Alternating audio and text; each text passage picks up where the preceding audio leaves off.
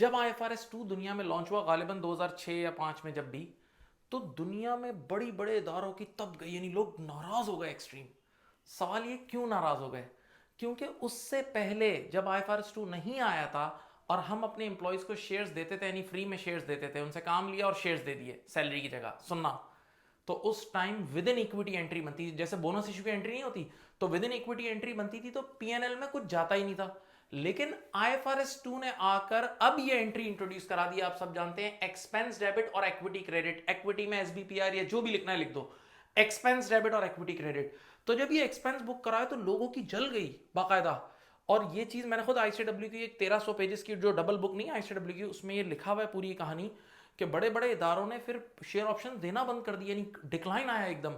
और उन्होंने उस पर जीएसके ग्लैक्सोस्मिथक्लाइन की भी एग्जांपल लिखी हुई है कि ग्लैक्सोस्मिथक्लाइन ने 2006 से पहले इतने सारे, इतने मिलियंस और बिलियंस के दे रहा था वो शेयर ऑप्शंस, फिर अगले साल और कम कर दिए, फिर और कम कर दिए। यानी लोग इतना नाराज हो गए और लोगों ने ये चार बहुत बड़े क्रिटिसिज्म किए, ये चार क्रिटिसिज्म किए इस आईएफआरएस पे। तो स्टैंडर्ड बोर्ड ने फिर उसका जवाब दिया विद दलील। आइए हम आपके साथ डिस्कस करते हैं इस पे। सबसे पहले लोगों ने कहा no cost there for no charge. बोला यार हम ऐसे ही तो फ्री में शेयर्स बांट रहे हैं, तो हमारे ऊपर क्या कॉस्ट आ रही है? तो उसने बोला ना ना ना, ये फ्री के शेयर्स नहीं है। आप जरा बाजार में जाके, मार्केट में जाके शेयर्स बेचें तो ये बहुत अच्छी प्राइस से बिकेंगे, राइट? तो नो कॉस्ट ना बोलें, इसकी एक कॉस्ट है, इसकी एक कॉस्ट है, फ्री चीज नहीं है। सेकंड, लोगों ने बोला ये जो आप एक्सपेंस बुक कर रहे हो it does not meet the definition of framework. तो स्टैंडर्ड बोर्ड ने बोला ना, ये भी आप गलत बोल रहे हैं, ये एक्सपेंस बिल्कुल मैचिंग कॉन्सेप्ट के हिसाब से परफेक्ट है। क्या मतलब? मैं एग्जांपल देता हूं, सुनिए। भाई मैंने अपने एम्प्लॉय को बोला कि अगर तुम फला काम करोगे या अगर तुम 2 साल स्टे करोगे तो मैं तुम्हें शेयर्स दूंगा। तो अब जैसे ही मैंने उसको शेयर्स की बात की तो वो मोटिवेट हो गया और वो मोटिवेट होकर उसने काम करना शुरू कर दिया। तो जब एम्प्लॉय ने काम करना शुरू किया तो मुझे कमा के देगा। तो इनकम स्टेटमेंट में जब मैं रेवेन्यू बुक कर रहा हूं तो नीचे एक्सपेंस बुक करना चाहिए ना, ऊपर रेवेन्यू बुक कर रहा हूं तो नीचे एक्सपेंस बुक होना चाहिए, तो इनकम और एक्सपेंसेस मैच होंगे। तो ये वाला एक्सपेंस एंड मैचिंग कॉन्सेप्ट के हिसाब से परफेक्ट है। तीसरी चीज, लोगों ने एक और नाराजगी की, ईपीएस हिट्स ट्वाइस। बोला यार हमारे ईपीएस पे अब डबल हिट आएगी। तो आप पहले आपका सवाल होगा सर कैसे? आइए इधर देखें। ईपीएस का मोटा मोटा फॉर्मूला होता है profits upon shares, profits upon shares. तो जब हम ये एंट्री बनाएंगे पीएनएल डेबिट और इक्विटी क्रेडिट, तो पीएनएल डेबिट होने का मतलब जब एक्सपेंस बुक होगा तो एक्सपेंस बुक होने की वजह से आपके प्रॉफिट्स कम हो जाएंगे, यानी न्यूमरेटर कम होगा, और जब न्यूमरेटर कम होगा तो भी ईपीएस कम होगा। और जब इक्विटी क्रेडिट होगी तो अल्टीमेटली अल्टीमेटली कुछ दिनों के अंदर तो शेयर्स देने ही देने, तो आपके नंबर ऑफ शेयर्स बढ़ेंगे तो ये डिनोमिनेटर बढ़ेगा, और जब ये डिनोमिनेटर बढ़ेगा तो मैथमेटिकली सोचो ईपीएस फिर गिरेगा। तो लोगों ने कहा हमारे ईपीएस पे डबल इफेक्ट आएगा। तो आईएफआरएस 2 स्टैंडर्ड बोर्ड ने बड़े प्यार से बोला, बोला हाँ डबल इफेक्ट आएगा, क्योंकि ये दो इकोनॉमिक इवेंट है। आप दो इकोनॉमिक इवेंट कर रहे हो। क्या? एक आप सर्विसेज ले रहे हो और दूसरा आप शेयर्स दे रहे हो, तो दो इवेंट है। बच्चे ने कहा समझ में नहीं आया। मैंने कहा समझा देता हूँ, ख्याली पुलाव बना के। अज्यूम करते हैं मेरा एक एम्प्लॉय आज पूरा महीना उसने काम किया और मुझसे सैलरी लेने आया, तो मैंने उसको रूम में बुलाया और मैंने कहा ये लो कैश सैलरी, ये लो कैश सैलरी।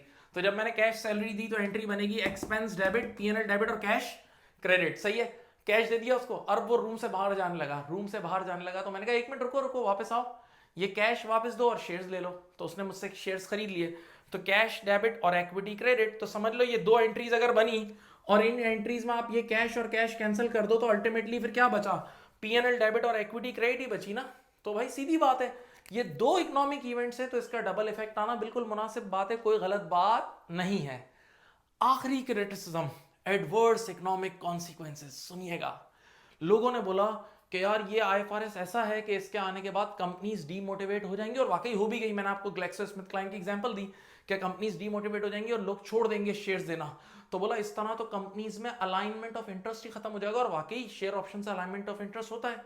तो इसके एडवर्स इकोनॉमिक कॉन्सिक्वेंसेस आईएफआरएस के लोगों ने बोला।